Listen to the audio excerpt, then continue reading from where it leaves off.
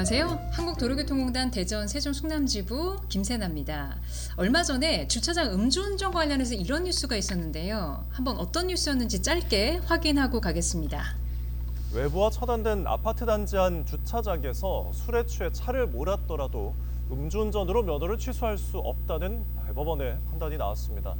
단지 내 주차장 같은 도로로 볼 수 없어서 현행법상 면허 정지나 취소 같은 행정처분을 내릴 수 없다는 건데요. 최하영 기자가 보도합니다. 네, 이 뉴스의 요는 아파트 단지 내 주차장은 도로가 아니기 때문에 음주운전으로 적발됐다 할지라도 면허 취소 처분은 불가능하다라는 뜻이었습니다. 그런데 이 뉴스를 보고 몇몇 교육생들이 저에게 이런 질문을 하셨어요. 아니, 그 주차장에서 음주운전은 음주운전이 아니라면서요. 자, 과연 그 아파트 주차장 내 음주운전이 행정처분 대상, 면허 취소가 불가능하다 할지라도 아예 음주운전죄가 성립하는 게 아닐까요? 음주운전죄가 성립하지 않을까요? 그렇지 않습니다.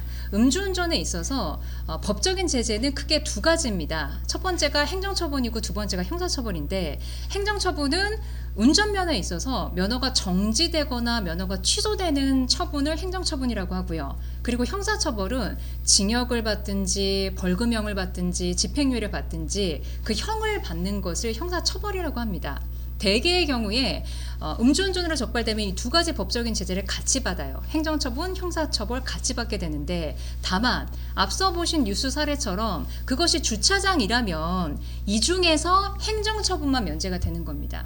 운전면허에 있어서 면허가 정지되거나 취소되는 등의 처분은 면제가 된다라는 얘기예요.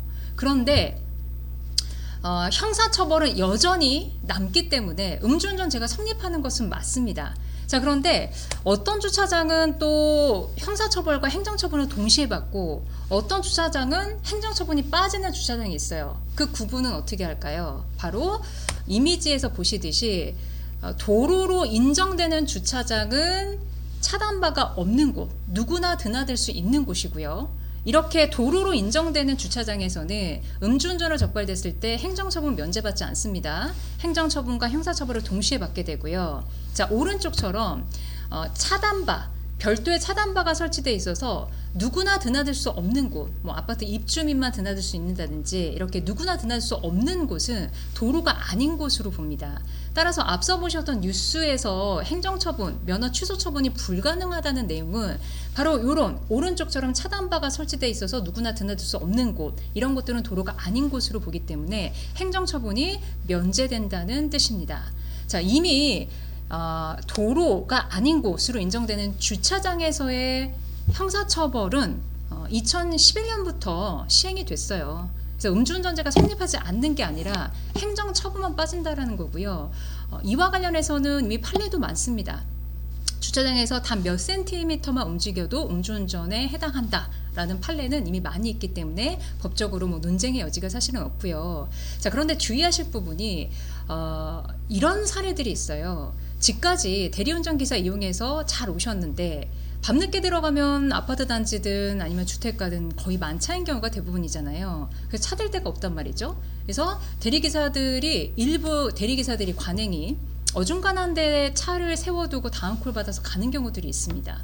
그러면 대리기사 불렀던 그 운전자는 대수롭지 않게 이 정도는 내가 이동주차 좀 해야지, 내가 차 대야지 하고 운전대 잡으셨다가 주변 주민들의 신고나 때로는 대리기사가 직접 신고하는 경우도 있고요.